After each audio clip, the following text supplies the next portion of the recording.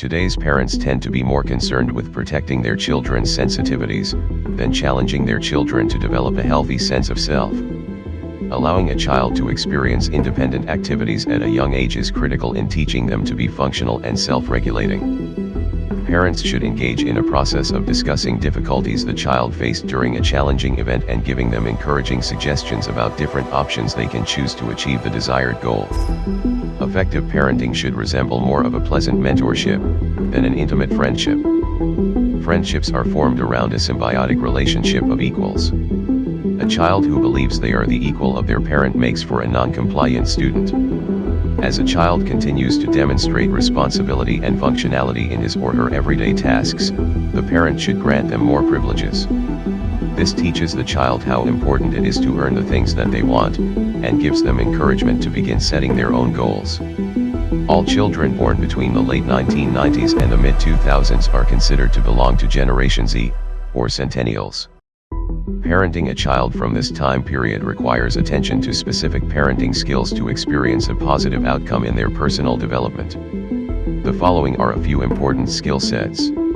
Number 1. Be consistent in enforcing the rules, but be calm in how you address any infractions.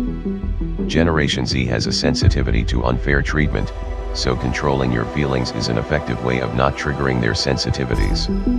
Being consistent in enforcing the rules allows a child to learn respect for the rules by having to face consequences for infractions of established rules. Number 2. Focus on their bad decisions as the reason for them getting into trouble, rather than blaming them directly. This makes the redirection of their mistakes less personal. Keep in mind that this is a very sensitive generation when it comes to authority dynamics, so any display of force on the part of the parents is going to be perceived as an unfair abuse of power to the child. Number 3. Allow any teachable moment to be a dialogue, rather than a lecture. By giving them an opportunity to express their point of view, you allow them to feel that they are a part of the developmental process, rather than a target of their parents' wrath. Focus on teaching them to justify their feelings, rather than simply expressing them. Feeling a certain way is only an opinion until it can be justified. Number 4. Be specific when assigning consequences to their infractions of the rules. Let them know why they are receiving the consequences, what the specific consequences are, and how long the consequences will last. Understanding the terms of the consequences will help the child to not feel that they are being mistreated. This will also make them more apprehensive to make the same mistake again. Number 5. Establish and enforce the rules of the dialogue between parents and child.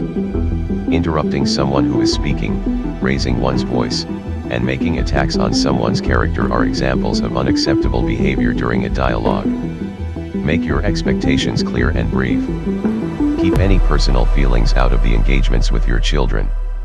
Make your redirections of their bad decisions a civil dialogue. Do not shame them for their mistakes.